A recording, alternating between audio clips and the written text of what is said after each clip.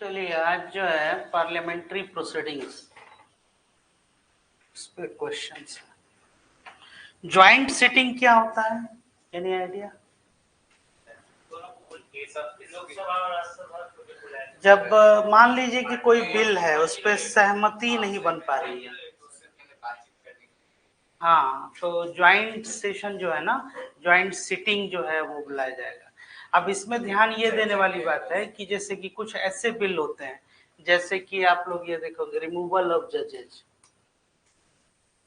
Removal of जजेज, impeachment जो था president का, कॉन्स्टिट्यूशनल अमेंडमेंट बिल हो गया, ठीक है, मनी बिल हो गया, ये सब जो है ज्वाइंट सेशन में नहीं पास होते, इनको सेपरेटली और अलग अलग जो है हाउस में आपको ये पास करना होगा, ठीक है। अब जैसे कि मनी बिल के बारे में आप जानते ही हैं कि it can not be introduced in the council of states, Rajya Sabha में इंट्रोड्यूस हो ही नहीं सकता है, ठीक है। जजेज का आप जान ही रहे हैं कि सेम सेशन में होना चाहिए और दोनों हाउस में अलग। कॉन्स्टिट्यूशनल अमेंडमेंट बिल आप समझ ही रहे हैं कि ये कभी भी जो है ज्वाइंट सेशन में नहीं। नॉर्मल कोई ऑर्डिनरी बिल है उसके लिए क्या है, ज्वाइंट सिटिंग और जो ज्वाइंट सेशन। ज्वाइंट सिटिंग जब भी होगा, ध्यान ये देने वाली बात है कि वो ज्वाइंट सिटिंग कभी भी चेयरमैन प्रिसाइड नहीं करेंगे। चेयरमैन मतलब, चेयरमैन किसको कहते हैं? चेयरमैन नहीं, उसको स्पीकर बोलते हैं। वाइस प्रेसिडेंट जो राज्यसभा का, वो कभी ज्वाइंट सेशन नहीं प्रिसाइड करेंगे। कौन करेगा? हमेशा speaker. Speaker, in the absence of speaker, deputy speaker, in the absence of deputy speaker, deputy chairman, deputy chairman जो राज्यसभा के होते हैं, but chairman can not preside A joint sitting, ये जो है ध्यान में रखिएगा, ठीक है। आइए देखते हैं questions. Which one of the following statements is correct? यहां से देखते हैं। About joint sitting of the both of the houses of the parliament, बताइए। It is convened and presided over by the speaker of the Lok Sabha, ठीक है। दूसरा ये कह रहे हैं क्या कि आपका it is convened when,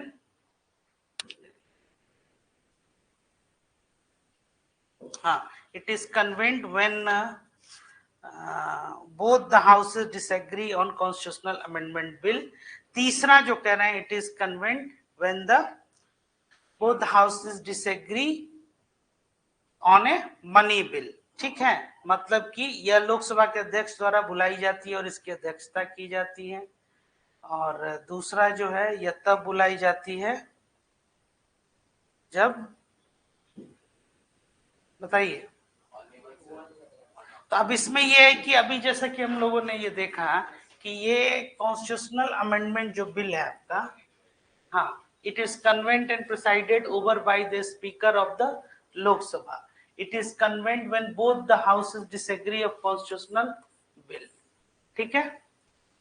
अब दूसरा ये कह रहे हैं कि यह तब बुलाई जाती है जब दोनों सदन धन विधेयक पर सहमत होते हैं। बिल्कुल, पहला स्टेटमेंट है कि it is convened and presided over by the speaker of the Lok Sabha. Lok Sabha के अध्यक्ष द्वारा बुलाई जाती है और इसकी अध्यक्षता की जाती है। इसकी अध्यक्षता तो की जाती है, लेकिन बुलाया क्या स्पीकर के द्वारा जाता है? स्पीकर, हाँ, वेरी गुड। स्पीकर के बुलाने पर राज्यसभा के सदस्य क्यों आएंगे?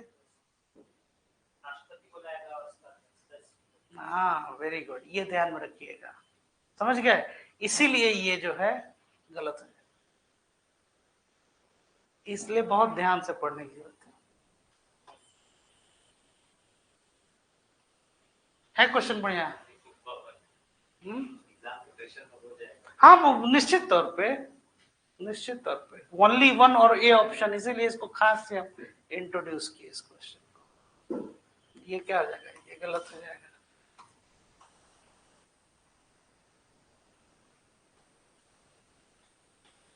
ये जब आप पहले से तैयारी करते हैं ना, तो इसीलिए ये ध्यान रखें।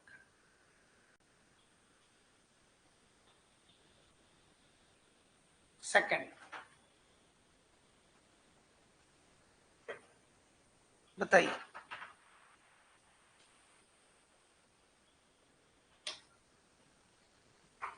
What will happen if the president summons for joint session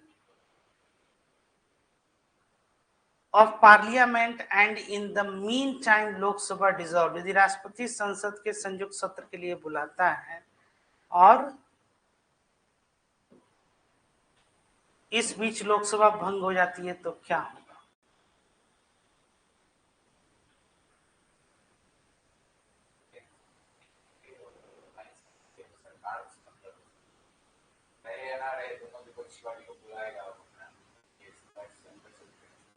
हाँ तो पहला ऑप्शन सही है इसका।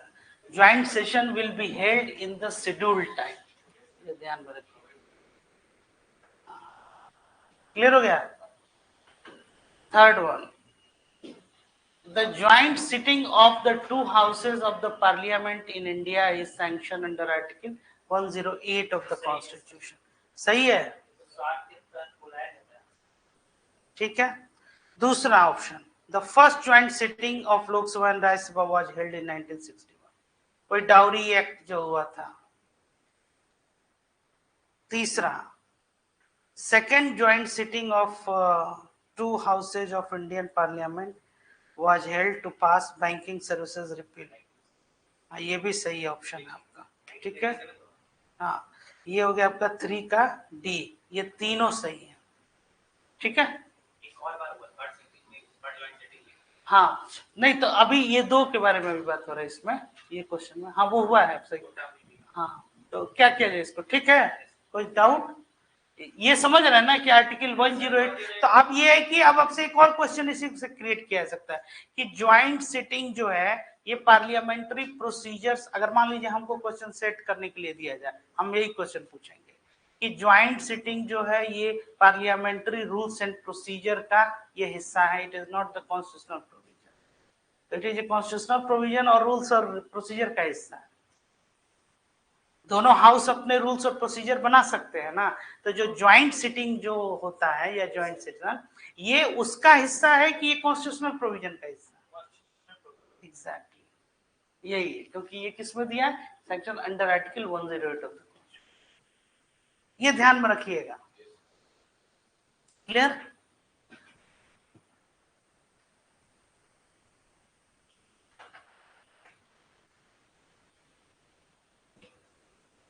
कुछ पूछना ही नहीं है, ये समझ रहे हैं। लोकसभा और राज्यसभा की संयुक्त बैठक गतिरोध को हल करने के लिए हो सकती है, किसके लिए? मनी बिल के लिए हो ही नहीं सकता है, कॉन्स्टिट्यूशनल अमेंडमेंट बिल हो नहीं सकता है, अप्रोप्रिएशन बिल मतलब ये विड्रॉल ये। हाँ तो ऑर्डिनरी बिल कोई अगर है, साधारण विधान जो है इसके लिए। नेक्स्ट,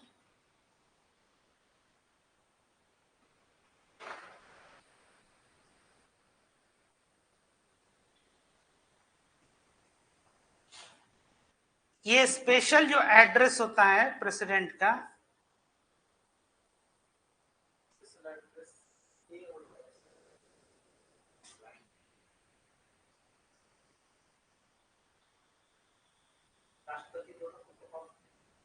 पढ़िए ऑप्शन में, ये क्वेश्चन इतना इजी नहीं है जितना दिख रहा है।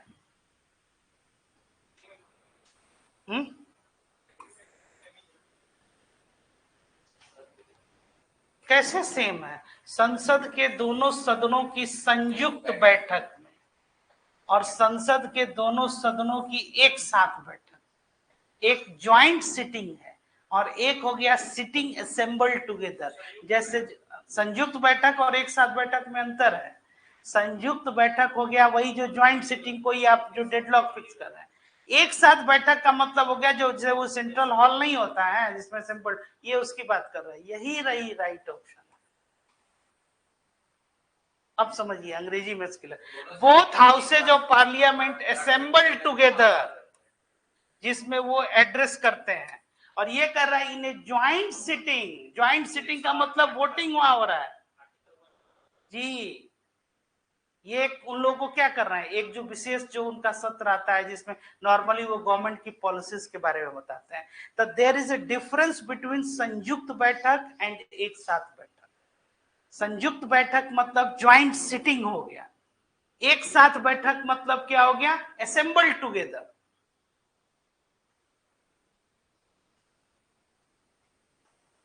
कितना टेक्निकल वर्ड है, इसीलिए ये सब क्वेश्चन इस बार जो है थोड़ा सा आप लोग का कंफ्यूजन नहीं गलत हो जाएगा, इसीलिए तो तैयार किया जा रहा है। कंफ्यूजन नहीं होगा। कंफ्यूजन जो अब जैसे वो कैसे कहेगी दोनों एक ही है, कोई भी देखेगा फर्स्ट कहेगा यही कि दोनों ऑप्शन में क्या डिफरेंस है। पढ़िए, संसद के दोनों सदनों की संयुक्त बैठक, संसद के दोनों सदनों की एक साथ बैठक में, both houses of parliament assemble together in A joint sitting of both houses of parliament. कुछ अब समझ में आया ये?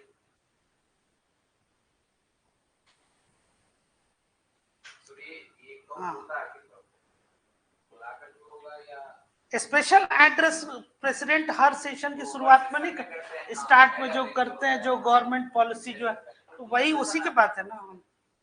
ये कॉन्स्टिट्यूशन ही उनको एक राइट देता है। जी जी, उसमें दोनों को बिठा के जो है वो, ऐसा थोड़ी कि लोकसभा, क्योंकि पार्लियामेंट जो होता है बिना राष्ट्रपति के पूरा ही नहीं होगा।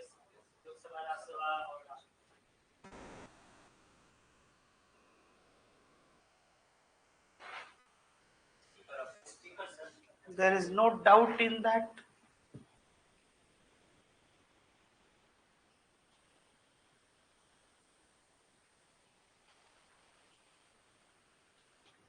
चलिए अब बताइए।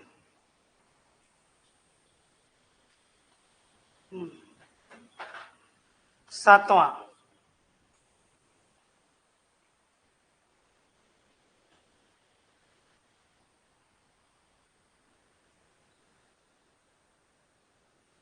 सेवन बताइए। The President of India can summon a session of the Parliament at such place as he or she thinks fit. ठीक है, हाँ, एक ऐसे जहां भारत के जैसे सेंट्रल हॉल जो होता है, तो सेंट्रल हॉल क्या है, वहां वो बुला सकते हैं। भारत के संविधान में कहीं भी का मतलब अब क्या समझ रहे हैं, मतलब ये थोड़ी, मतलब भारत के संविधान में एक वर्ष में संसद के 3 सत्रों का प्रावधान है, लेकिन तीनों सत्रों का संचालन अनिवार्य नहीं है। ठीक है, संसद के एक वर्ष में बैठक की कोई संख्या नहीं है। ऊपर दिए कथनों में कौन सा सही है, 1 और 3 सही है।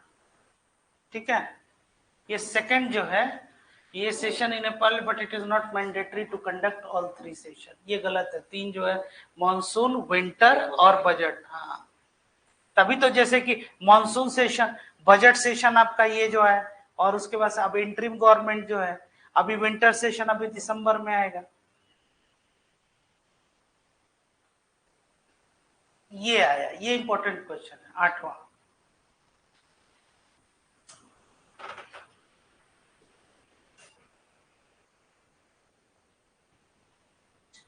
कौन सा, ये सी लिखे हुए हैं सम्राट।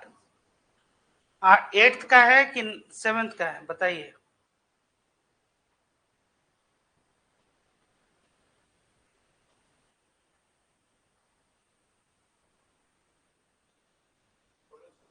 राष्ट्रपति संसद के प्रत्येक आम चुनाव के बाद पहले सत्र की शुरुआत में, और पहले सत्र की शुरुआत में 7 का ये लिखना नहीं, 8th का बताइए। हाँ, 8th का जो है ये एक पहला वाला तो सही है, संयुक्त बैठक। अब इसमें शब्द देखिए क्या है, ज्वाइंट मीटिंग, ज्वाइंट सेशन नहीं है। आई बात समझ में? हाँ। दूसरा क्या है, राष्ट्रपति अपने संबोधन में संसद को उसके सम्मान के कारण की जानकारी देते हैं। The president address inform the causes of its among, बिल्कुल सही ये स्टेटमेंट है। 8वां का जो है 1 और 2 दोनों स्टेटमेंट सही है। और सी जिसमें ये क्या बताए थे भी आप लोग को कि the president of India can summons session, adjourn, ये एडजॉर्न नहीं, डिसॉल्व एंड प्रोरोग। तो डिसॉल्व केवल लोकसभा को और prorogue either of the houses.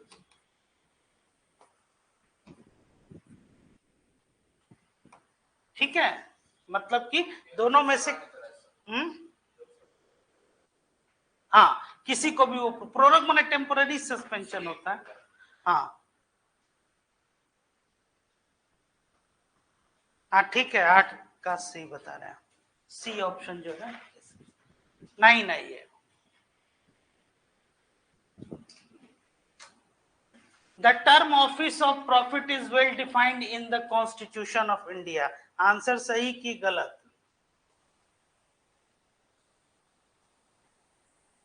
नहीं डिफाइंड है।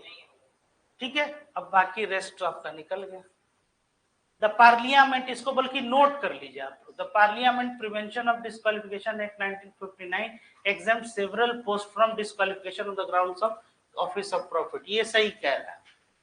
जैसे कि आप ऐसे समझिए कि आप कहीं राष्ट्रपति के लिए अगर आप वाइस प्रेसिडेंट हैं पहले से, तो आपको रिजाइन करने की जरूरत नहीं है ना, आप प्रेसिडेंट का इलेक्शन कंटेस्ट कर सकते हैं। नॉर्मली वाइस प्रेसिडेंट ऐसे ही करते हैं, या और भी बहुत सारे। The above mentioned act was amended 5 times, ये भी सही है।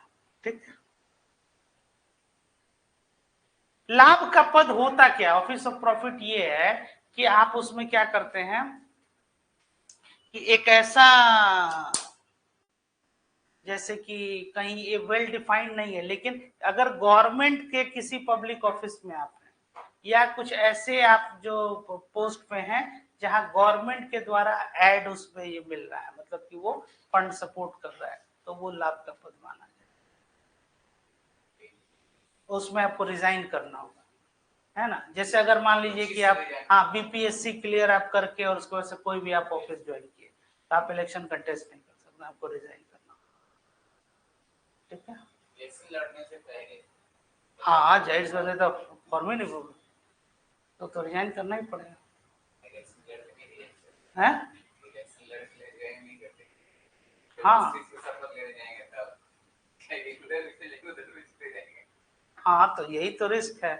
तो इधर भी चले जाएंगे उधर भी चले जाएंगे, तो इधर का भी आनंद लीजिएगा उधर का भी आनंद लीजिएगा, तो पब्लिक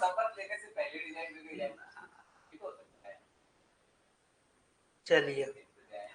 कॉन्स्टिट्यूशन जो है कहाँ से पावर डिराइव करता है, प्रस्तावना से, और वो कहाँ से शुरू होता है, वी द पीपल। तो भारत के लोग को आप क्या समझ रहे हैं, इतना सारी, हाँ इसलिए ऐसा नहीं। देखिए, right to property is not a fundamental right now, कुछ पूछना ही नहीं है। ये सही स्टेटमेंट है। दूसरा, Rajya Sabha can stop a financial bill, नहीं कर सकता है। ठीक है, अब आ जाइए। In the preamble in of Indian constitution secular and democratic words were added 42nd amendment. Democratic कहां से जोड़ा गया था, हाँ ये गलत है। ठीक है, any dispute of parliament can be resolve by system of speaker of the Lok Sabha, संसद के किसी भी विवाद का समाधान लोकसभा अध्यक्ष की प्रणाली के द्वारा। अब इसमें चूंकि ये लोकसभा होता है ना, तो ये थोड़ा सा इसमें दोनों में देखा तो हो सकता है, बट सिंगल मेजॉरिटी सब चीज का लोकसभा नहीं, राज्यसभा नहीं करेगा। कोई ऐसा केस तो होता है ना कि राज्यसभा का भी, हाँ, तो ऐसे कैसे कर सकते हैं कि, हाँ तो ये नहीं, तो केवल एक सही है, इसलिए इसमें ये थोड़ा सा ऑप्शन चेक कर लीजिए। ठीक है,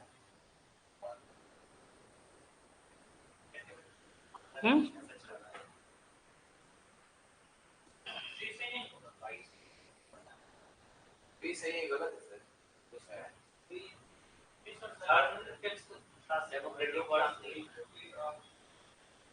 नहीं तो ये सेकुलर एंड डेमोक्रेटिक, डेमोक्रेटिक लोकतांत्रिक इसमें जुड़ा था गया था, तब फिर वही तो कह रहे हैं, इसी वजह से हम इसको हटा रहे हैं।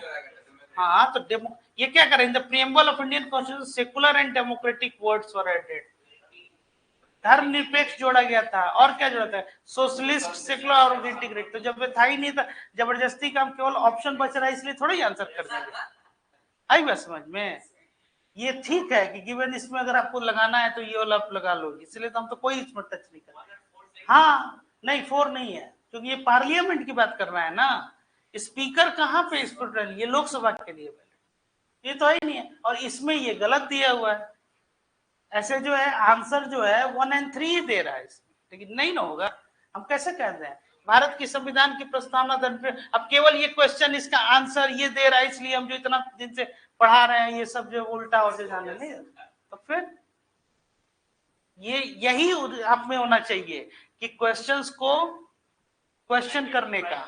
हाँ इसलिए हम करेंगे डिपेंडेंसी ऑप्शन पे जितना कम रहे, नॉर्मल भाई जहां से मान लीजिए 500 1000 क्वेश्चन आप बना रहे हैं, प्रिंट कर रहे हैं, या ऑप्शन इधर में प्रिंटिंग हो रहा है, टाइपिंग हो रहा है, इधर उधर गलत हो जाएगा, तो आप अपना कॉन्सेप्ट जो है वही जो है खत्म कर दीजिए।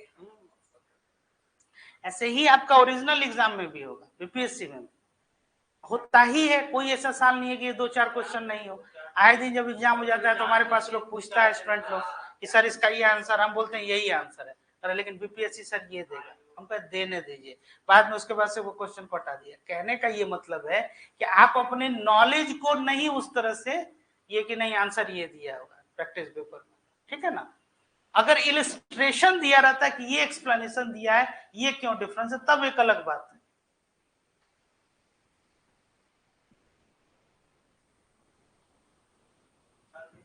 देखते ही बनाइए,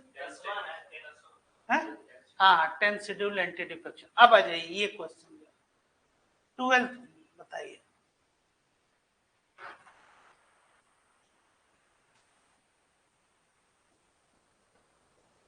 डिफेक्शन वाज बैंड कंप्लीटली, गलत है ये।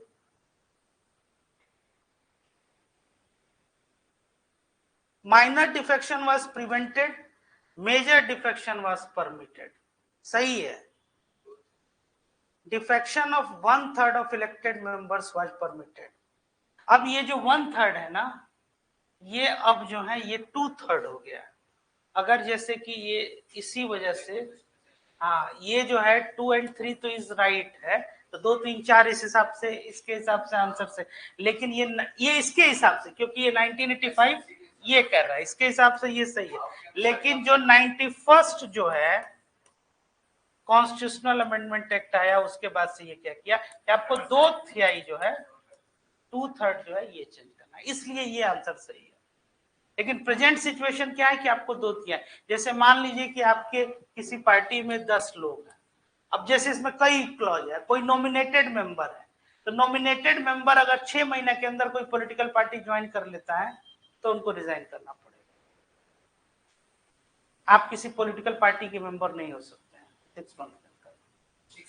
हाँ जैसे कि उसी बीच में अगर पॉलिटिकल पार्टी कोई ज्वाइन कर ली तो ये नॉमिनेटेड मेंबर जो लोग नामित होते हैं, हाँ जो लोग नहीं होते हैं लिटरेचर आर्ट्स रिसर्च, ऐसे ही और क्या है कि 1/3 या फिर जो विप इश्यू होता है वोटिंग में, पॉलिटिकल पार्टी कह रही है कि इनको वोट करो, इनके अगेंस्ट आप वोट कर रहे हैं तो आपका ये चल, वॉलंटरली आप अगर पॉलिटिकल पार्टी छोड़ दिए, जैसे आप भारतीय जनता पार्टी के टिकट पे एमपी बने और जाके आप वहां गए और बीजेपी को आपने छोड़ दिया तो आपकी सदस्यता रद्द हो जाएगी। सब जगह है, राज्य सरकार से नहीं मतलब है, आप निर्वाचित सदस्य हो गए ना।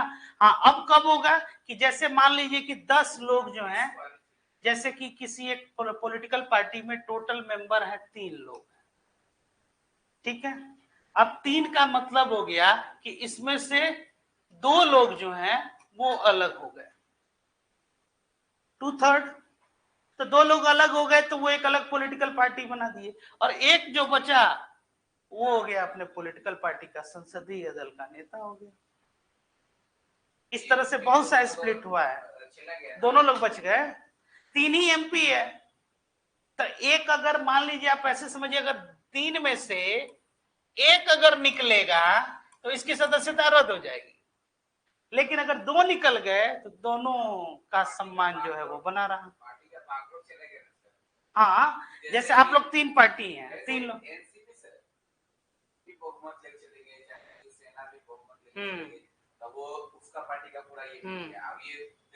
इसीलिए 3 के केस में बहुत अच्छा है कि अगर आपके 3 मेंबर ऑफ पार्लियामेंट हैं, आप लोग एक साथ बैठिए और ये बात कीजिए कि ऐसा है कि अगर एक अकेले ये जाएंगे तो इनकी सदस्यता रद्द हो जाएगी, तो ऐसा कीजिए कि आप ही 2 लोग अलग हो जाइए और हम भी बच जाएंगे।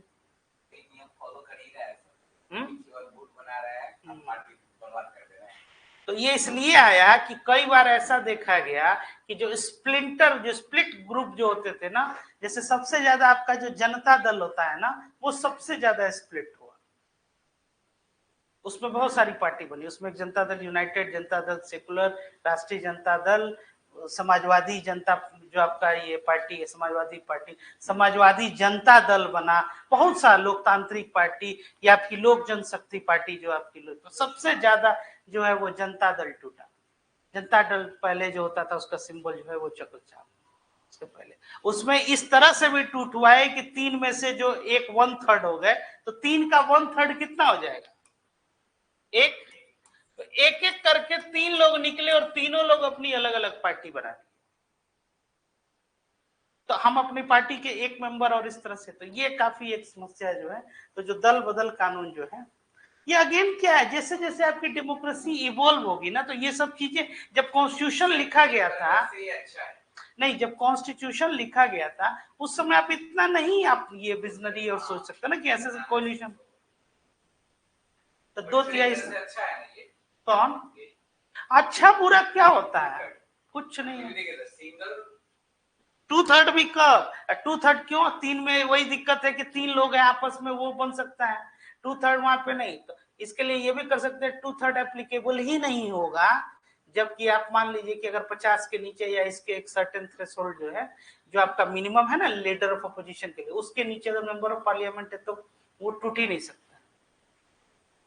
तो वो कहेंगे कि ये एंटी डेमोक्रेटिक हो गया, हम लोग के ऊपर जो है ये दबाव बनाया जा रहा है, लोकतंत्र के खिलाफ जा रहा है, तो एक दो समस्या नहीं ना है। इसलिए ये सही गलत नहीं होता है, ये क्या होता है, एक यही तो मैटर ऑफ इंटरप्रिटेशन है, समय के हिसाब से आप अपनी जगह सही हैं। हाँ, संसद के सदस्य,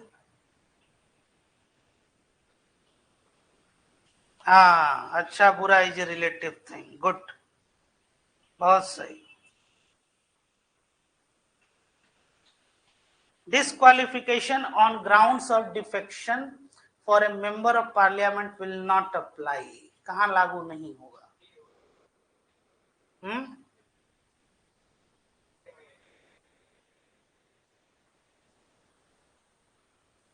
हाँ, 6 महीने तक, ठीक।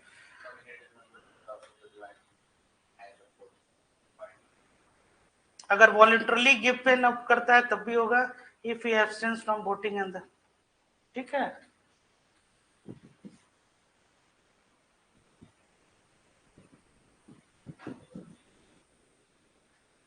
संसद सदस्य के राजनीतिक दल के किसी अन्य राजनीतिक दल में विलय के संबंध में कौन से कथन सत्य नहीं है, बताइए, आप बताइए, हैं?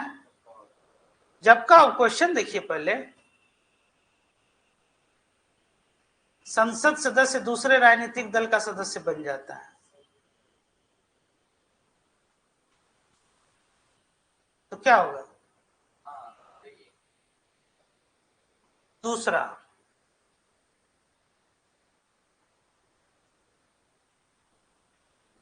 वेट कर रहे हैं, हाँ कर ही रहे हैं वेट, हम ये कर रहे हैं कि वेट कीजिए, बता रहे हैं आंसर।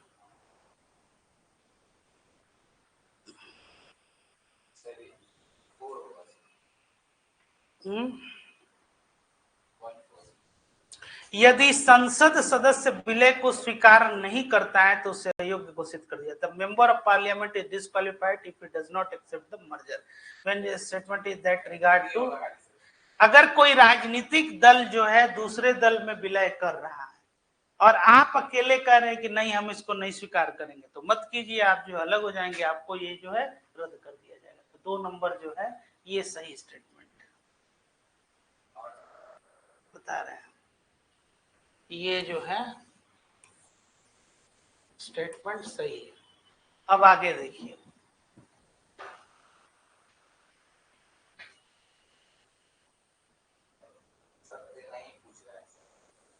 हाँ तो मतलब इसीलिए तो सत्य नहीं है, नहीं वो स्वीकार करता है। पढ़िए तो उसमें क्या लिखा है, इंग्लिश में पढ़े। The member of parliament is disqualified if he does not accept the merger. तो does not accept the merger जो है, तो अब इसमें है कि मान लीजिए कि अब उसमें मिल रहे हैं, अब 2/3 उसमें नहीं मिल रहा है, 1/3 वो अलग हो रहा है। ये कह रहा है किसी संसद सदस्य के बारे में, दल, हाँ वही नहीं कर रहे, दल के आधार पर चुनाव आयोग द्वारा विधानमंडल दल की मान्यता रद्द कर दी जाती है। मतलब कि the legislature party is recognised by the election commission on the ground of defection. चुनाव आयोग रद्द कर देता है। बोलिए।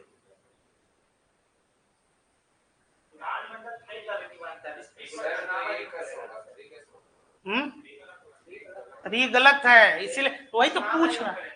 हाँ तो वही तो कह रहा है ना कि ये क्या है कि नॉट, वही तो पूछ रहा है नॉट। हाँ नॉट,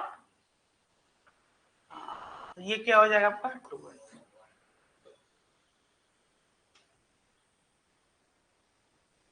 क्वेश्चन है ना ठीक, पहले बहुत आसान आसान क्वेश्चन आप लोग बना लिए हम, हाँ नहीं इसीलिए हम कहे कि थोड़ा सा, हाँ संसद में 0 आवर, गुड। शून्यकाल संसदीय प्रणाली किस देश का योगदान है? Very good, 17।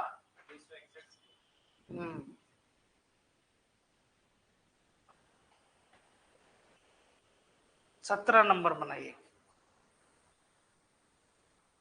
Supplementary questions to unstarred question can not be asked. कौन सा इसमें से सही है ये पूछा जा रहा है।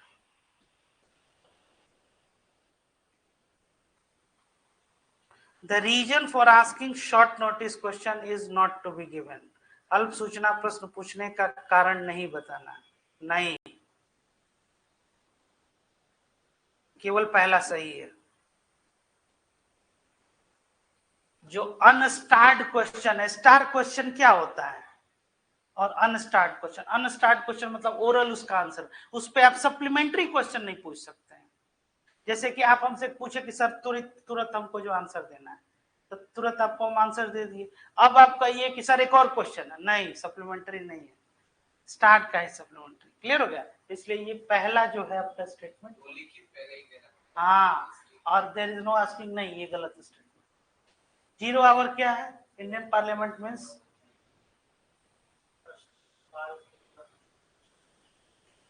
आवर बिफोर क्वेश्चन आवर, प्रश्नकाल के तुरंत बाद का, वही 12 बजे।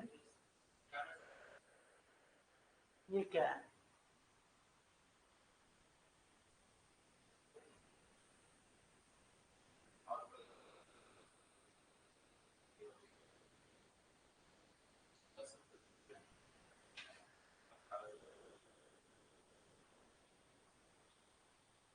हाँ, what is correct about starred question?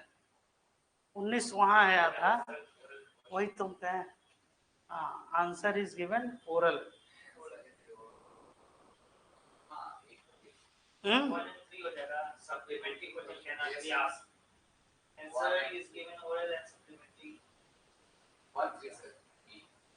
B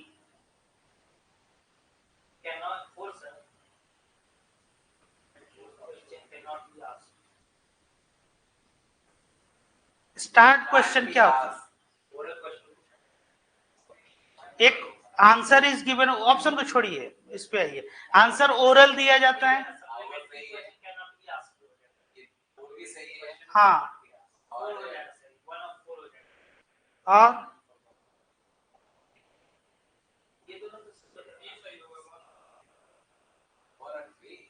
3 कहां से, पूरक प्रश्न पूछे जा सकते हैं। ये स्टार क्वेश्चन है क्या, स्टार्ट क्वेश्चन है।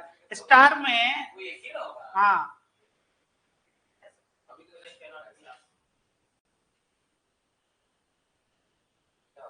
1 और 3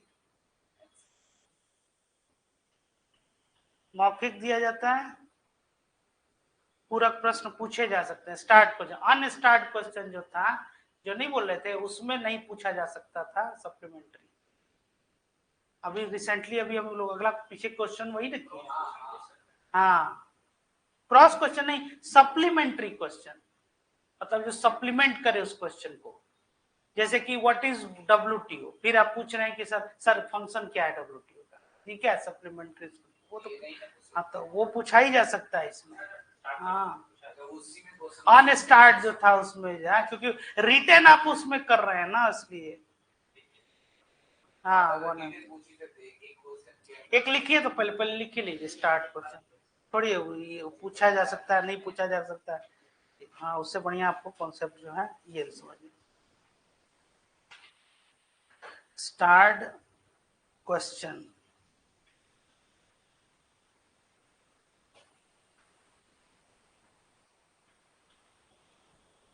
ठीक है, लिखिए, start questions in parliamentary proceedings.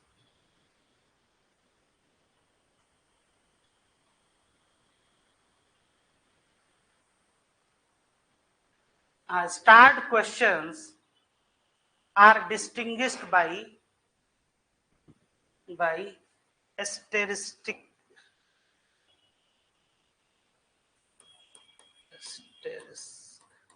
ये समझ रहे हैं, ऐसे जो स्टार बना दिया जाता है, ठीक है। It requires N oral answer,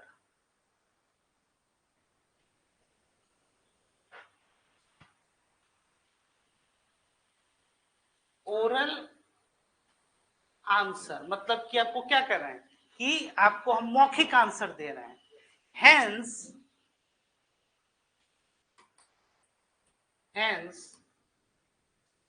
supplementary questions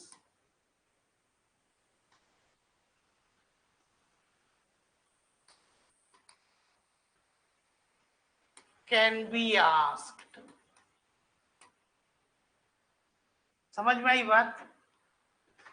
अब वो स्टेटमेंट क्या कह रहा है नहीं कह रहा है, ये तो छोड़िए, पहले कॉन्सेप्ट क्या पहले उसको पहले हम लोग समझना है। तो इसलिए supplementary question can be asked और कैन बी फॉलोड, जो भी आप जो कर सकते हैं, ठीक है। अब ये उसमें क्या है कि स्टार उस पर ये लगा दिया जाएगा। दूसरा, the list of these questions is printed in green, हरा रंग में एकदम क्वेश्चन जो है वो रहेगा स्टार्ट क्वेश्चन। अब आ जाइए अनस्टार्ट क्वेश्चन। अनस्टार्ट क्वेश्चन ही था इसके पहले वाला, इसलिए उसमें बोले कि सप्लीमेंट्री क्वेश्चन जो है नहीं पूछा जा सकता है। और तारांकित, स्टार्ट का मतलब हो गया तारांकित, ठीक है। अब इसमें ये समझिए कि जो अनस्टार्ट क्वेश्चन है, तो the unstarred question, the answer is in a written format, yeah, it requires a written answer, it requires a written answer,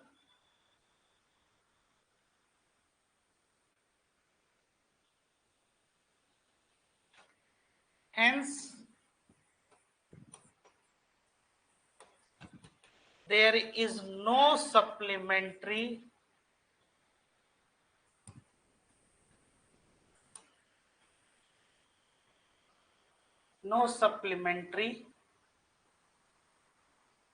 questions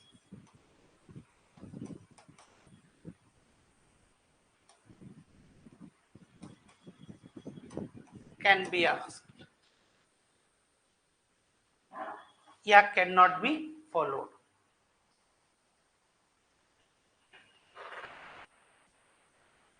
The list of these questions are printed in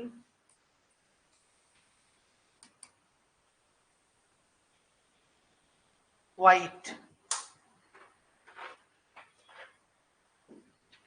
color.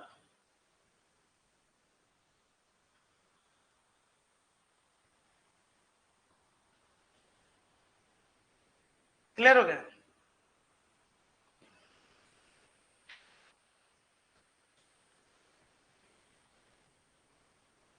एक और लिख लीजिए लगे हाथ. Short notice questions.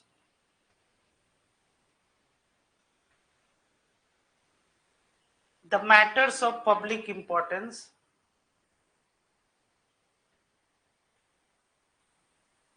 and urgent character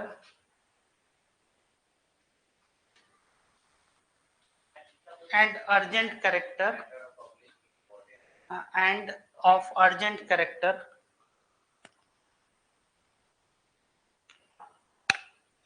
are considered under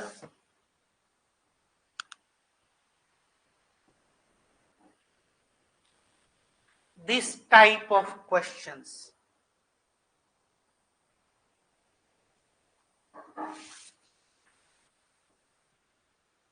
ठीक है. It is asked by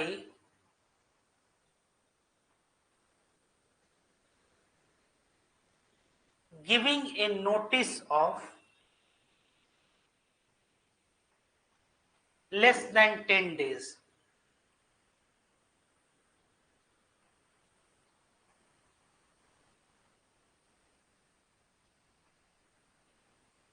Next, it is answered orally.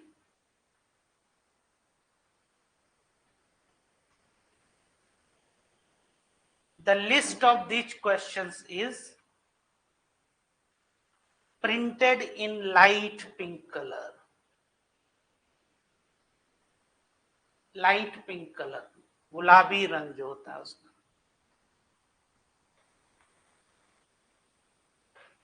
ठीक है,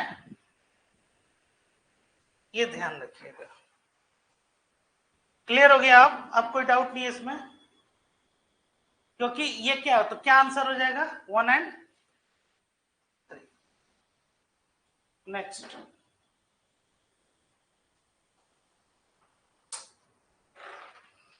भारत की संसद मंत्री परिषद के कार्यों पर नियंत्रण रखती है. बताइए. बहुत इजी क्वेश्चन है, आपको बताना ही पड़ेगा ये.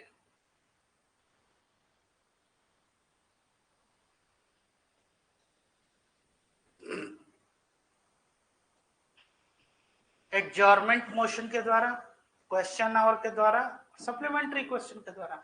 ये जो भी क्वेश्चंस हैं ये क्या है, ये लेजिस्लेटिव कंट्रोल हो गया ऑन एग्जीक्यूटिव. आप लोग को बताया भी है. हाँ बिल्कुल है ना. जो भी क्वेश्चन पूछना है, मतलब कि आप पढ़े भी है ना कि that how council of ministers headed by prime minister are collectively responsible to the Lok Sabha. अब है कि ये लोग उनके प्रति क्या है, इनका सामूहिक उत्तरदायित्व है. तो ये लोग क्वेश्चन पूछते हैं कि एक पब्लिक इंपॉर्टेंस का एडजॉर्नमेंट मोशन लेके आए, कॉलिंग अटेंशन मोशन आए, सप्लीमेंट्री क्वेश्चन तो है. तो इसमें तीनों जो है ये आंसर ये होगा. क्वेश्चन पूछना ही जो होता है. All very good. चलिए नेक्स्ट.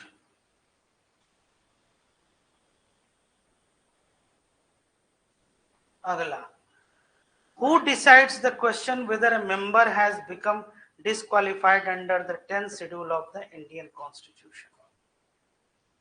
क्वेश्चन समझ में आया?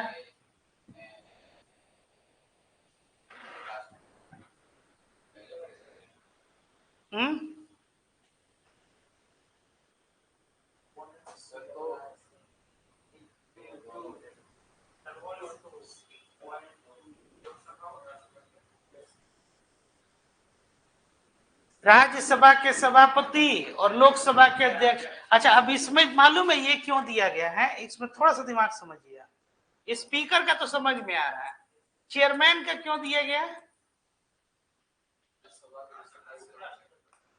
उपराष्ट्रपति उतना तो हम भी समझ रहे हैं, लेकिन राज्यसभा में कहां से, मान लीजिए कि बहुमत अगर साबित करना है, यहां से यहां चले आए, यहां से यहां चले गए, राज्यसभा में कैसे होगा? मतलब कैसे सदस्य का किस तरह की वोटिंग करेगा या कैसे चेंज करेगा? यही तो है कि राज्यसभा में कैसे सिचुएशन बताइए, सोचिए थोड़ा। वहां एंटी डिफेक्शन कैसे होगा, पार्टी कैसे लोग तोड़ेंगे? सोचिए थोड़ा सा। अभी आप पढ़े कि नॉमिनेटेड मेंबर्स जो होते हैं उसके, इसीलिए ये चेयरमैन को दिया। हाँ, नॉर्मली आप खुद सोचिए ना, राज्यसभा का एमपी जो है वो क्या कर लेगा, गवर्नमेंट कैसे गिराएगा? एंटी डिफेक्शन, दल बदल या जो भी, ये नौबत तभी ना आती है कि सरकार को गिरा देना या कुछ वोट देना या वोटिंग के टाइम पे। ये नॉमिनेटेड मेंबर के केस, इसीलिए चेयरमैन को इंट्रोड्यूस किया जाता है, ये ध्यान में रखिएगा।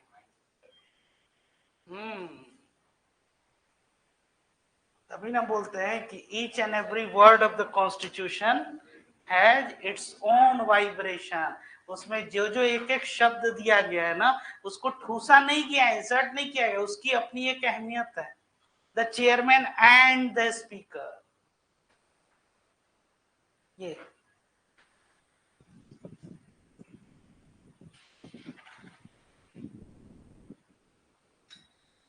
पढ़िए थोड़ा सा, एक पैराग्राफ पढ़िएगा, दिमाग में थोड़ा सा काम करेगा।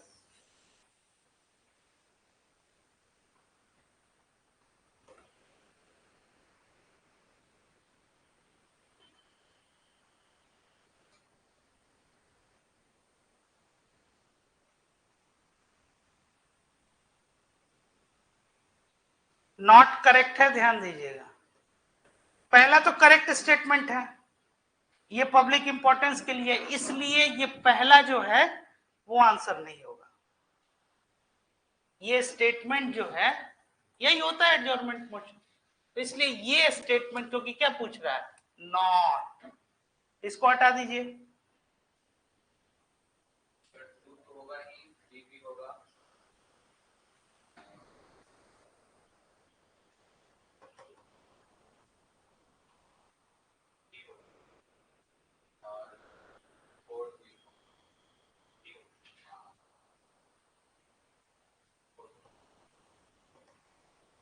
सी होगा मतलब कि 2, 3 एंड 4।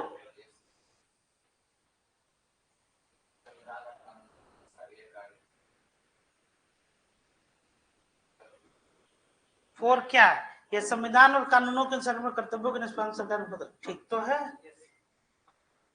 ये राइट स्टेटमेंट है। तब फिर तभी तो एडजॉर्नमेंट आता है ना, तो ये स्टेटमेंट सही है, इसलिए ये नहीं होगा। तो 5 जो है ये है, तो ये सही है, ये सही है और ये सही है। 2, 3, 5 है ऑप्शन में, ये पूछ रहा है नॉट करेक्ट, और ये 3 करेक्ट हो गए आपके। ये तो यही इसका स्टेटमेंट होता है, it pin point the failure of the, ओहो, ये 4 नंबर जो है ना, ये एडजॉर्नमेंट मोशन का सही स्टेटमेंट है। ये कह रहा है एडजॉर्नमेंट मोशन क्यों आता है कि पब्लिक इंपॉर्टेंस का, और ये दिखा रहा है कि जो आपकी गवर्नमेंट है वो फेल की हुई है, इस वजह से। इसको नोट कर लीजिए पहले आप, इसको और पहले फर्स्ट वाला। हाँ, एडजॉर्नमेंट मोशन लिख के आप लोग अगर हिंदी में लिखना चाहते हैं, इसको और कौन था, हाँ ये शब्द था, ये दो जो है यही एडजॉर्नमेंट मोशन। अब ये नहीं कि कोई देख लेगा वीडियो तो कहेगा कि यही राइट आंसर, हिंदी में ये दे रहे हैं, हिंदी में तो इसलिए इसको मिटा देते हैं हम पहले। हाँ एक, लेकिन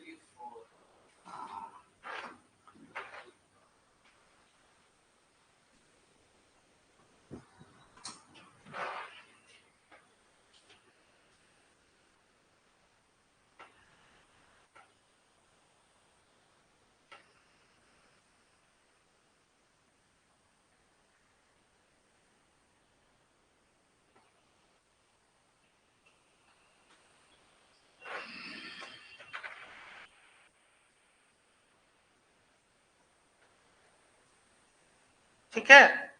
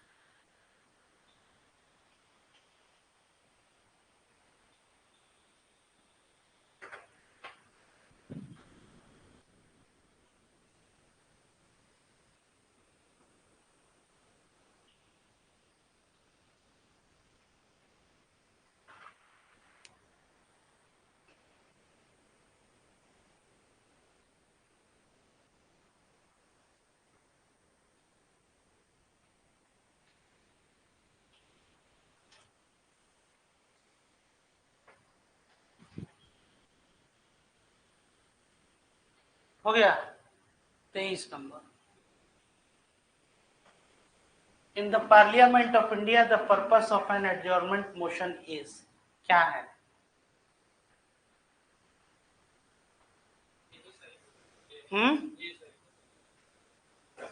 तत्काल सार्वजनिक महत्व के किसी निश्चित मामले पर चर्चा की अनुमति देना, to allow a discussion on a definite matter of urgent public importance।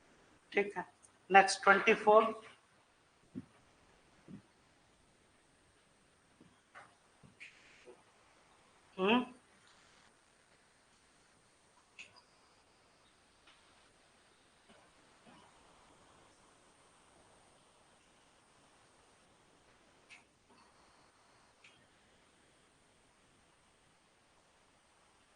It is an extraordinary procedure which sets aside the normal business of the house। ठीक है, सही है statement. Its main object is to draw the attention of the house of the recent matter of urgent public importance। ये भी सही है, एक और दो ये सही है। तीसरा ये the Rajya Sabha can make use of this procedure, नहीं, adjournment motion लोकसभा में ही जो है होता है। It must be supported no one to the, नहीं, गलत है। 1 and 2 जो है ये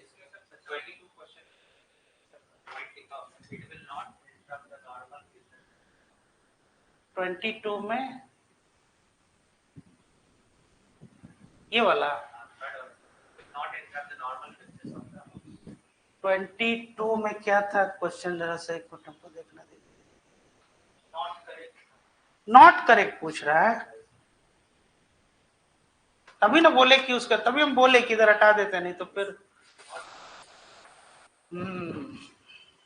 but anyway it is a very good observation, it shows that you are there in the fill in the blanks। हाँ? क्या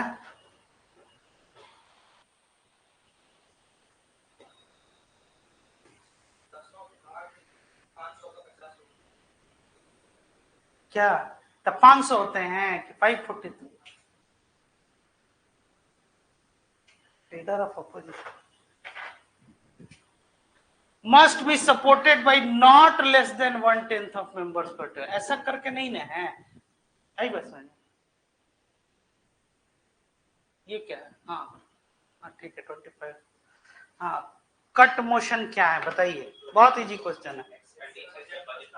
very good.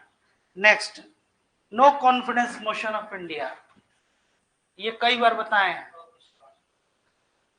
There is no mention of a no confidence motion in the constitution, ये statement सही है। A motion of no confidence can be introduced in the Lok Sabha only। yes, जो गलत समझेगा उसके लिए भी ये है, नीदर और बहुत, इसीलिए ये जो क्वेश्चन है ना, देखने में आज ये लगता है, लेकिन ये ऑप्शंस जो है ना यही डिफिकल्ट बनाते हैं आपके क्वेश्चन को। हाँ यही, इसीलिए ये ऑप्शन हम कहे कि बहुत इजी क्वेश्चन आप लोग बना लिए हैं, अब तो बढ़िया क्वेश्चन बनाइएगा। नहीं, यूनियन पार्लियामेंट में लेजिस्लेट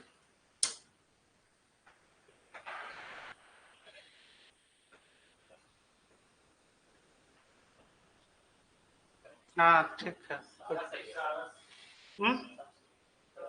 एक मिनट थोड़ा सा पढ़ने दीजिए हमको, ये क्या कह रहे हैं? हाँ ऑल करेक्ट ये कह रहे हैं, अंतर्राष्ट्रीय समझौतों को लागू करने के लिए, हाँ ऑल करेक्ट। गुड, इसको आप चाहे तो नोट भी कर सकते हैं।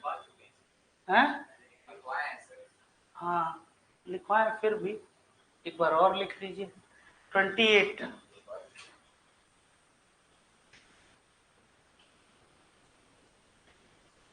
कौन है? आर्टिकल 252 है, 253 है, 253 ज्वाइंट सेशन में। Privilege committee is not correct 29, इसको नोट कीजिए, ये हम शायद नहीं बताएं आप लोगों को। ये राज्यसभा उपसभापति विशेषाधिकार समिति का नेतृत्व करता है, इसमें 15 सदस्य होते हैं। ये गलत स्टेटमेंट है, मतलब 29 का सी आंसर है। ठीक है,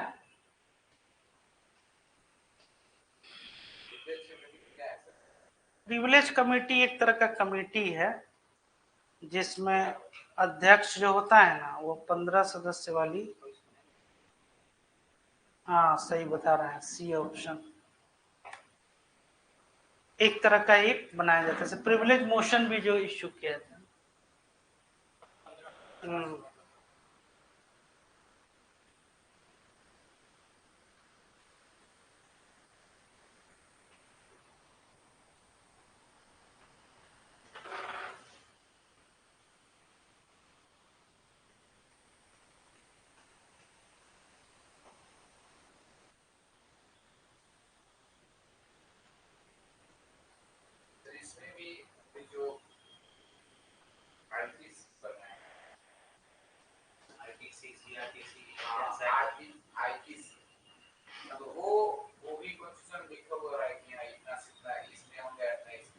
किसमें? आईपीसी में। हाँ हाँ हाँ, तो उसमें क्या लिखा हुआ है? उसमें ऐसा लिखा हुआ है कि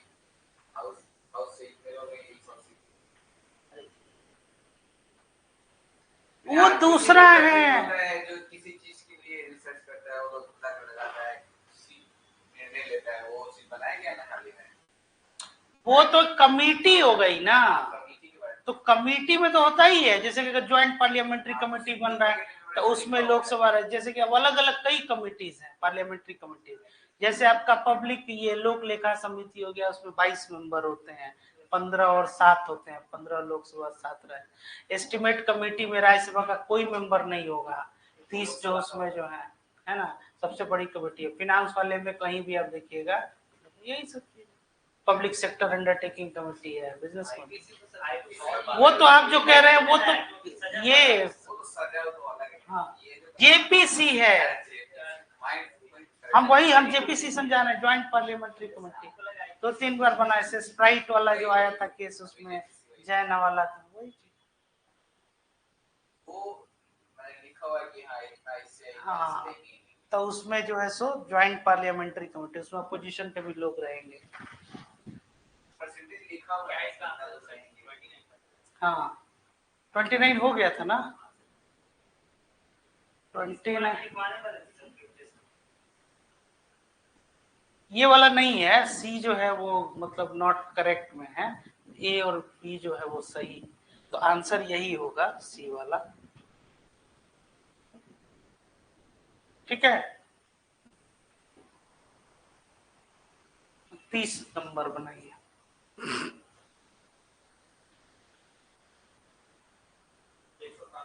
हाँ ठीक है, 31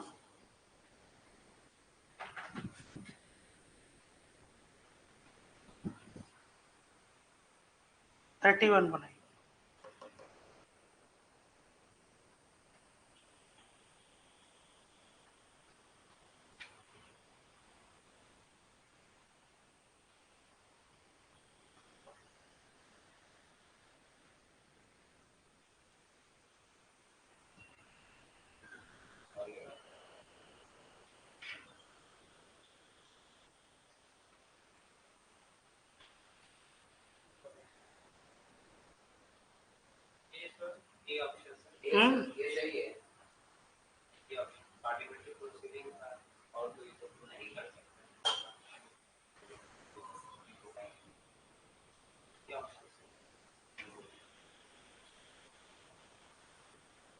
क्या होगा इसका?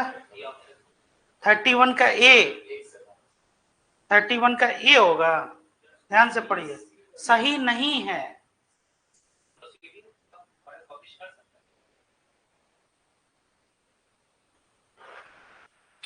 ये जो है ये सही स्टेटमेंट है, तो ये सही नहीं है पूछ रहा है। कंफ्यूजिया नहीं गए हैं, स्टेटमेंट वो सही है बट इस सेंस में आंसर पूछ रहा है। ठीक हो जाएगा। हम्म हम्म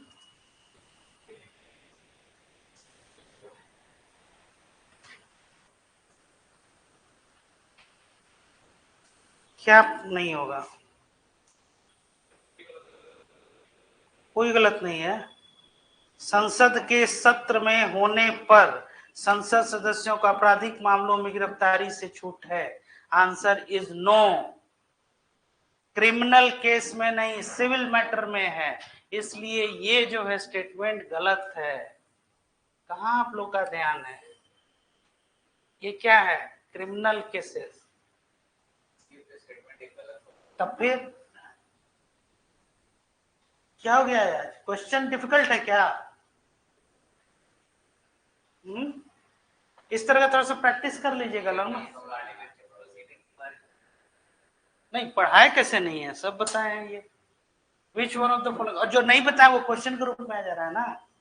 which one of the following is not a collective privilege of members of parliament?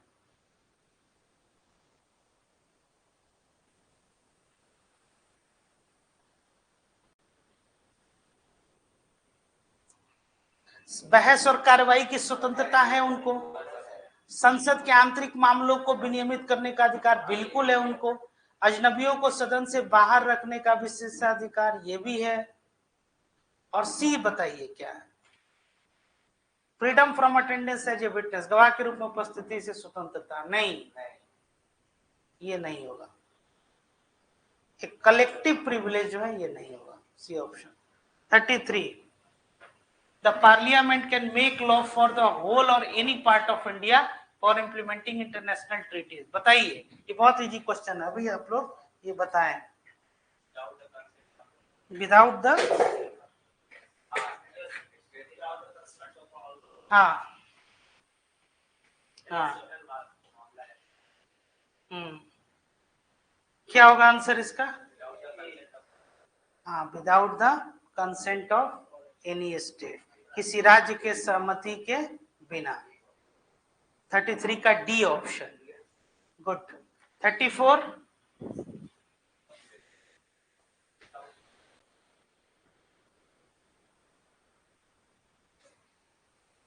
बताइए,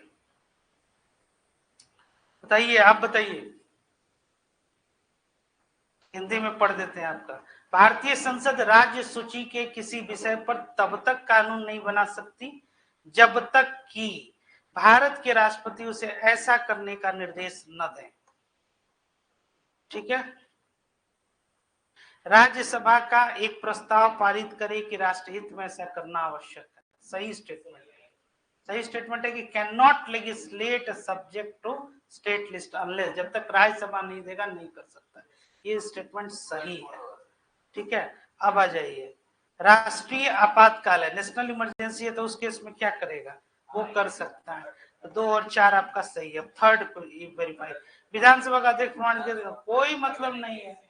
हाँ, यहाँ पे लेजिस्लेचर को कोई मतलब ही नहीं है, यूनियन लेजिस्लेचर को स्टेट से। 35, लोकसभा में लंबित विधेयक सत्र अवसान पर समाप्त हो जाता है। Bill pending in Lok Sabha lapses on it's prorogation. सब सही है? ये सही लग रहा है?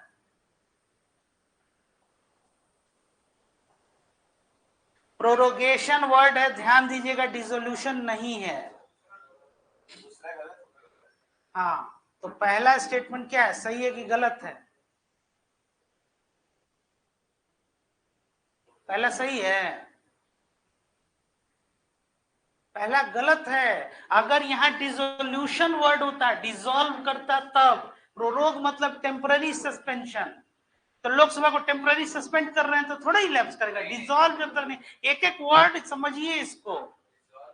ये प्रोरोगेशन है, प्रोरोगेशन राज्यसभा का भी हो सकता है, इसलिए स्टेटमेंट 1 जो है वो गलत स्टेटमेंट है। दोनों कहां से गलत, अभी इतना हवड़ाना नहीं है, ये गलत है इसलिए क्योंकि प्रोरोगेशन, अगर इसके जगह डिसोल्यूशन होता या डिसॉल्व हो गया तब आप कह सकते हैं। नेक्स्ट अगला आइए, राज्यसभा में लंबित विधेयक जिसे लोकसभा द्वारा पारित नहीं किया गया है लोकसभा के विघटन पर समाप्त नहीं होगा। A bill pending in the Rajya Sabha which has not been passed by the Lok Sabha shall not lapse on the dissolution of the Lok Sabha. Absolutely right statement. 35 का बी ऑप्शन केवल 2 जो है ये सही है, इसको चाहे तो आप लोग डी नहीं होगा।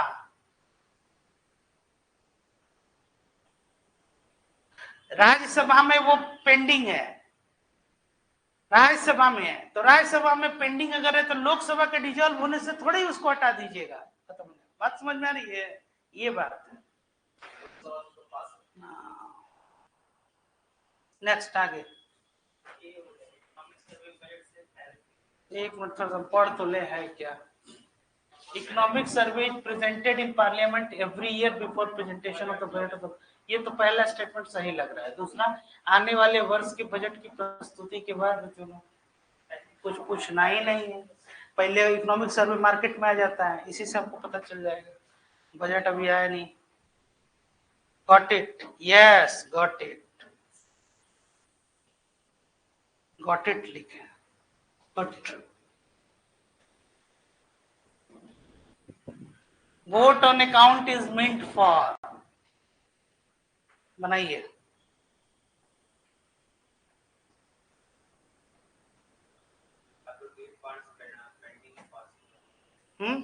बजट पारित होने तक निधियों को विनियोजित करना, appropriating funds pending passing of budget, सही है, यही सही है, C option is the right. 38, a bill is presented in parliament becomes an act if it is passed by both the houses, the president has given his assent, the PM has signed it, supreme court has, कौन सा सही है?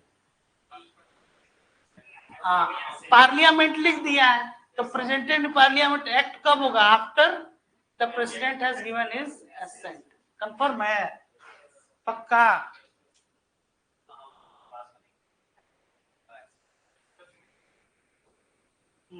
सही है। 39, संसद के अधिनियम को क्या कहते हैं? एन एक्ट ऑफ पार्लियामेंट है, बिल कहते हैं। हिंदी में पढ़िए, अंग्रेजी में कंफ्यूजन हो रहा है।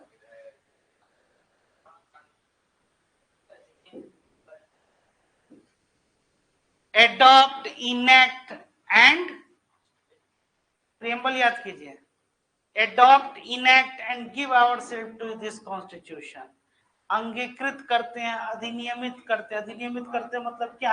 एक स्टैट्यूट, एक कानून बनाए।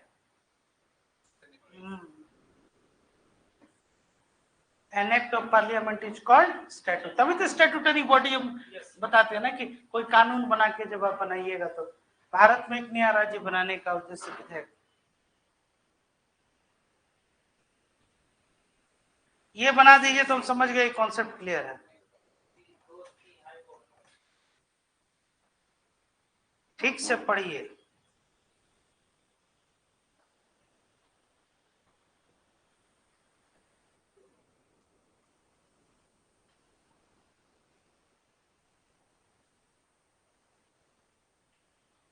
ये क्वेश्चन में आप लोग को कैसे कंफ्यूजन हो रहा है? अगर कंफ्यूजन हो रहा है तो मतलब पिछले 5-6 महीना से जो हम इतना प्रवचन दे रहे हैं सब मेरा बेकार हो गया। चैप्टर 1 है, आर्टिकल 2 आर्टिकल 3 जो है, एडमिशन ऑफ न्यू स्टेट्स जो है, ए हो गया, ए हो गया, आप सिंपल मेजोरिटी, ये हो गया, ये कहां से हो गया?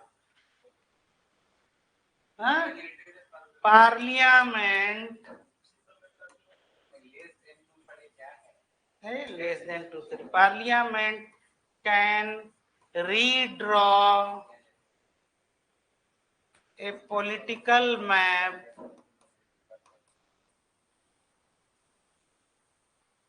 of India according to its own will without the consent of states. ये लाइन भूल गए आप लोग? हाँ, ये तो बताए हुए हैं, वही तो ये कह रहा है, स्टेट चाहे तो लाए, नहीं लाए तब भी जो बना। और आर्टिकल 4 ऑफ द कॉन्स्टिट्यूशन क्या कहता है कि कुछ भी इसमें हो वो आर्टिकल 368 के अंतर्गत नहीं है। आप लोगों को बताया भी है 2, 3, 4, 169 ये सब में जब भी अमेंडमेंट अगर है तो 4 में क्या बोलता है कि 368 के अंतर्गत लाने की जरूरत नहीं है, आर्टिकल 360। और any changes in the constitution is called amendment, but not necessarily under Article 360. तो कॉन्स्टिट्यूशनल अमेंडमेंट आपको कॉन्स्टिट्यूएंट पावर यूज करने की जरूरत ही नहीं, ठीक है। 40 का बी होगा, बताइए, ये तो बड़ा मौलिक प्रश्न पूछ दिया, इतना लिखे पढ़ाए समझाए। ये 40 number, simple majority in parliament, संसद में साधारण बहुमत से, प्रेजेंट एंड वोटिंग जो होता है, बनाइए। हाँ एक बार तो खैर। नेक्स्ट,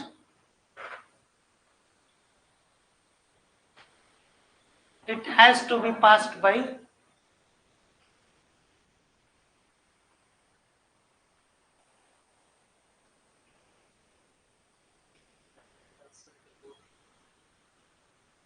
इसमें जो है सिंपल मेजॉरिटी से ही पास होता है जब ज्वाइंट सिटिंग में होगा, इसीलिए तो ज्वाइंट सिटिंग में लाते हैं, कई बार बहुमत नहीं होता है। हाँ भाई बीच में कोई सोल्यूशन निकालिए। 2/3 मेजॉरिटी हमेशा डिफाइंड है अलग अलग सेशन। 43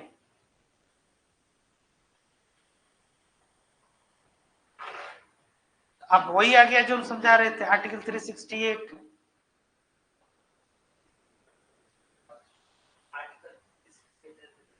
हाँ, जो अलग अलग must be passed by each house in the Indian parliament separately by special majority. Money bill जो है वो लोकसभा में पास होता है, ऑर्डिनरी बिल लोकसभा राज्यसभा दोनों में, लेकिन सिंपल मेजॉरिटी से।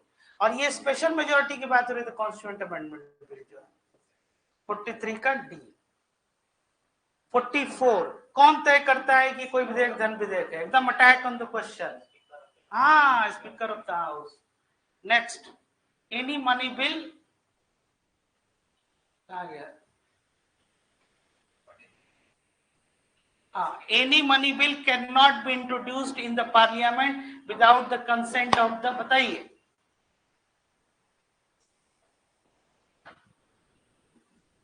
प्रेसिडेंट shall cause, क्या होता है statement? President shall cause to lay down a bill under article, the procedure is there in under article 109 and under article 110, the definition of money bill, that the abolition, imposition, regulation, alteration of any taxes on any of them, and not necessarily it is the speaker of the house which shall decide that the bill is a money bill or not. A bill of a money bill shall not be introduced in the Rajya Sabha. अपना copy जो है उसको पीछे पलटिए और उसमें मिला होगा, यही स्टेटमेंट ऑफ, कौन सा आंसर होगा? राष्ट्रपति। राष्ट्रपति जो है कॉज करते हैं और अथॉरिटी इनकी होती है स्पीकर। वही बोल दिया आगे, 110 हो गया। 109 में स्पेशल प्रोसीजर दिया है इसके बारे में। Which one of the following statement is correct? Money bill is introduced in the Rajya Sabha. बोली दिए, हाँ सही है स्टेटमेंट पहला।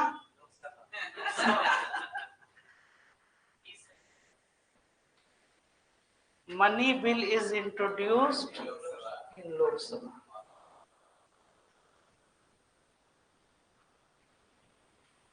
In Lok Sabha only.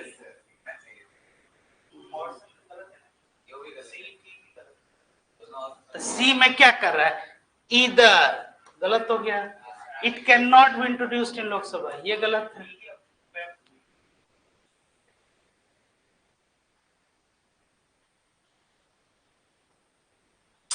Hindi पढ़िए, कहाँ हिंदी में है आपके लिए। ऐसा विधेयक जिसमें केवल व्यय शामिल हो तथा जिसमें अनुच्छेद 110 पर निर्दिष्ट कोई भी विषय शामिल ना हो।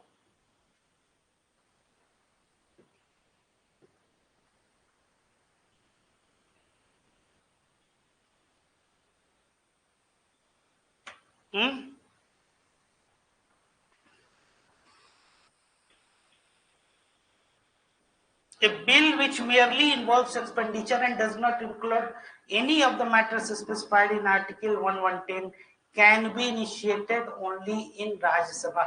केवल राज्य सभा में प्रस्तुत किया जा सकता है। सही है कि गलत है? सही है। अगर वो बिल मनी बिल नहीं हो, वो अगर expenditure merely involves expenditure and does not include any of the matters specified, 110 के अंतर्गत अगर नहीं है तो इनिशिएटेड वो क्या होगा, राज्यसभा में। ध्यान दीजिए।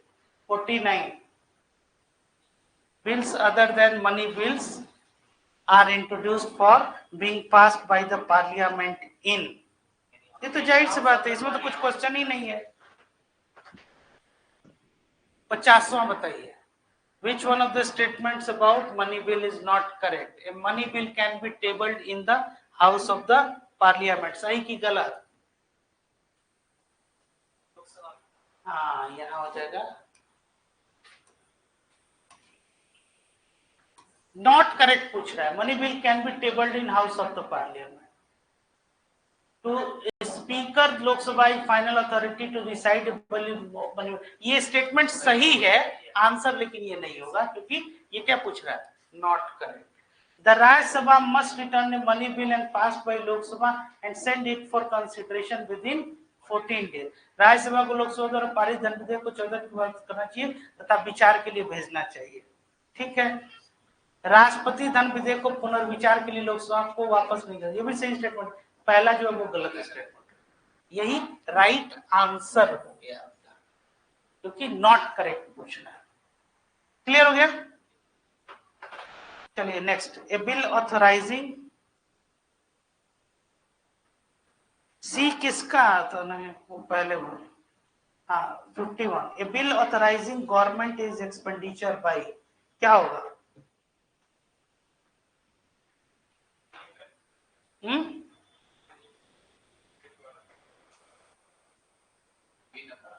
हाँ, एप्रोप्रिएशन का मतलब हो गया ये विड्रॉवल।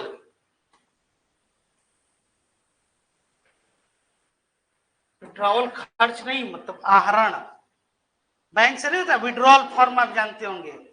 बैंक से गए, खाता पासबुक लेके, और जो ब्लू कलर का एक आता है इस पर विड्रॉल, ऐसे ये एप्रोप्रिएशन बिल था, आप विड्रॉ कर रहे हैं, पैसा निकाल रहे हैं, ये पार्लियामेंट को ये अधिकार है। तो 51 में बी हो गया। 52 बताइए। कुछ पूछना ही नहीं है। हाँ, और कंसोलिडेटेड फंड किसमें है? हाँ, इन दोनों में से ये कॉन्स्टिट्यूशनल कौन सा है? ये consolidated fund of India constitutional है। हाँ, ये बताइए। और पार्लियामेंट ही विड्रॉ कर सकता है पैसा उससे, ये एग्जीक्यूटिव ऑर्डर से होता है। What is the meaning of guillotine? Guillotine जिसको कहते हैं, जानते हैं आप लोग? To stop the debate on the bill. Very good, बहुत बढ़िया। नेक्स्ट।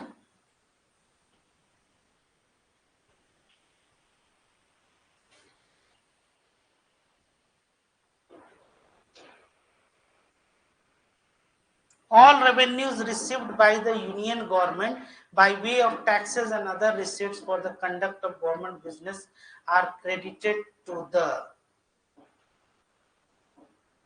कहाँ क्रेडिट होगा? कंसोलिडेटेड फंड ऑफ इंडिया में। सही बात है, यही इसका स्टेटमेंट भी है। जितना रिसीव्ड होता है टैक्स से, ये सब वहीं पे आता है। चलिए नेक्स्ट। 55 है।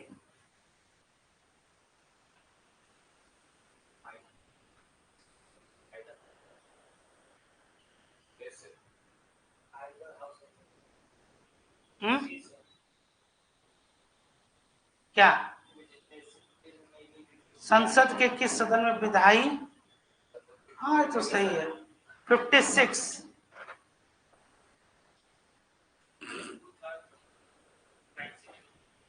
when a bill is referred to joint session, simple majority. 57 ये बनाइए जो मनी बिल नहीं है।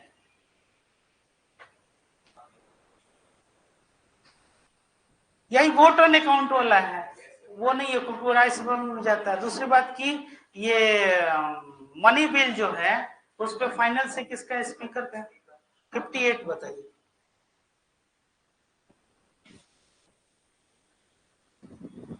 A private member's bill is a bill presented by a member of parliament who is not elected but only nominated by the president of India. This statement is wrong. Private member वो हो गया वो member of parliament जैसे जो government का part नहीं है ना। मतलब कि कोई भी प्राइवेट मेंबर जो है जिसे गवर्नमेंट एक लेके आते हैं इसको गवर्नमेंट बिल कहते हैं, और एक कोई नॉर्मल मेंबर ऑफ पार्लियामेंट लाए तो उसको प्राइवेट बिल। तो ऐसा नहीं है कि वो इलेक्टेड नहीं है, कोई ऐसा नहीं, गलत है।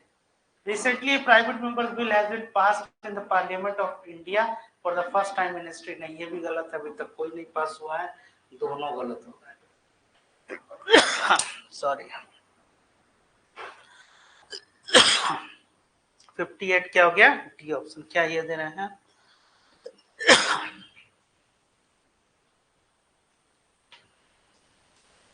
ठीक है, और कोई ये इसमें से